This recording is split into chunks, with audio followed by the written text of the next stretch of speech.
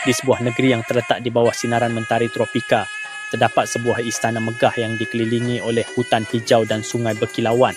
Di situlah tinggal Puteri Sa'don, seorang puteri yang bukan hanya terkenal dengan kecantikan tetapi juga keberanian dan kebijaksanaannya. Puteri Sa'don adalah anak tunggal Sultan Harun dan Permaisuri Zahara. Dari kecil, dia diajar oleh Permaisuri untuk menghargai rakyatnya dan oleh Sultan untuk menjadi seorang pemimpin yang kuat. Masa mudanya dihabiskan bukan dengan mematut diri di hadapan cermin, tetapi mempelajari ilmu peperangan, strategi dan adat istiadat negaranya. Namun, walaupun dia telah bersiap untuk memikul tanggungjawab besar, hidupnya berubah pada hari dia menerima berita buruk tentang ayahandanya yang jatuh gering. Ketika Sultan Harun jatuh sakit, istana mula menjadi tempat yang sibuk dan kacau. Ramai penasihat istana datang dengan cadangan penyembuhan tetapi tiada satu pun berhasil. Para tabib diraja mencadangkan bahawa penyakit baginda hanya dapat disembuhkan jika daun emas dari pokok mistik kayu baldu yang tersembunyi di dalam hutan larangan dibawa pulang. Namun hutan larangan bukan tempat biasa. Ia terkenal dengan sumpahannya. Tidak sembarang orang dapat keluar daripadanya dengan selamat. Bagi kebanyakan orang, perjalanan ke sana adalah tiket sahala tanpa pulangan. Tetapi cinta Puteri Sa'don kepada ayahandanya terlalu besar untuk dia mengendahkan bahaya ini. Saya akan pergi sendiri, katanya tegas di hadapan penasihat istana. Ramai cuba menghalangnya, tetapi tiada seorang pun mampu menggoyahkan keazamannya. Ini adalah tanggungjawab saya sebagai anak dan waris kerajaan. Kehidupan ayahanda lebih penting daripada nyawa saya sendiri. Dengan pedang pusaka di tangannya, Puteri Sa'don memulakan perjalanan menuju ke hutan larangan. Di sepanjang jalan, dia bertemu dengan pelbagai makhluk dan cabaran. Yang pertama, dia bertembung dengan seekor harimau putih yang lapar. Namun, dengan kebijaksanaannya, dia memberi harimau itu makanan dari bekalannya sendiri dan membebaskannya daripada perangkap besi. Kemudian dia bertemu dengan seorang nenek tua yang terperangkap di tebing yang runtuh. Puteri Sa'don berhenti untuk membantu wanita tua itu walaupun dia tahu waktu adalah musuhnya.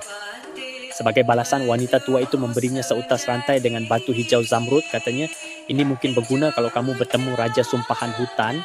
Akhirnya, dia sampai di tengah hutan larangan, tempat pokok kayu baldu berdiri megah. Tetapi ia tidak sendirian.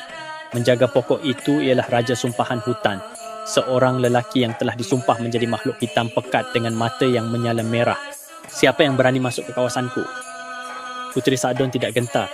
Dengan langkah gagah, dia berdiri di hadapan Raja Sumpahan dan berkata, "Aku datang bukan untuk memerangi kamu tetapi untuk menyelamatkan ayahanda yang sakit.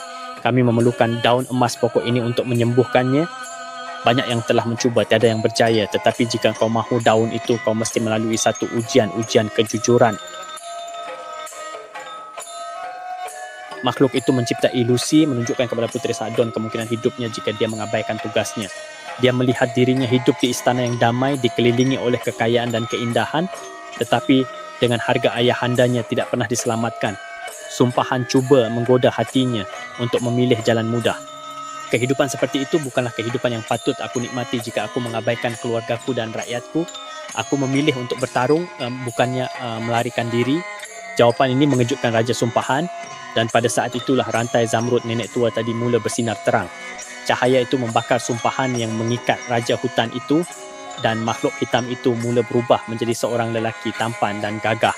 Sepanjang berabad lamanya aku telah menunggu seseorang yang ikhlas dan benar. Kau telah membebaskanku. Sebagai balasan, raja itu memberi Puteri Sa'don daun emas yang dia perlukan. Dengan hati lega, dia membawa pulang daun itu dan memberikannya kepada tabib untuk menyembuhkan ayahandanya. Sultan Harun pulih dan negeri itu bersorak gembira melihat keajaiban Puteri Sa'don. Namun kisah ini bukan hanya tentang keberanian seorang puteri. Dalam perjalanannya, Puteri Sa'don belajar bahawa kekuatan sejati bukan hanya diukur daripada kebolehan bertempur, tetapi keberanian untuk membuat keputusan yang betul walaupun pilihan itu sukar. Nama Puteri Sa'don terus dikenang sebagai simbol komitmen, cinta tak bersyarat dan keberanian sejati untuk menghadapi apa jua cabaran hidup. Sekiranya anda ingin kami membuat penyelidikan berkenaan apa-apa cerita misteri atau mitos, sila tuliskan di ruang komen di bawah. Jangan lupa untuk tekan butang subscribe, share dan komen. Terima kasih.